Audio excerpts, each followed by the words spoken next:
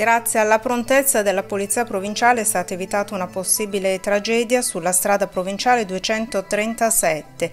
Una donna di 93 anni in evidente stato di confusione stava guidando contromano e a zig-zag lungo la statale. Segnalata da alcuni automobilisti, è stata intercettata in una galleria tra Barghe e Preseglie. Gli agenti l'hanno scortata in sicurezza fuori dalla strada e hanno cercato di contattare i familiari. La signora ricordava solo il nome e il luogo di lavoro della figlia, ma grazie ad alcune ricerche, anche tramite i social, la polizia è riuscita a rintracciarla. La donna è stata poi riaccompagnata a casa e affidata ai parenti.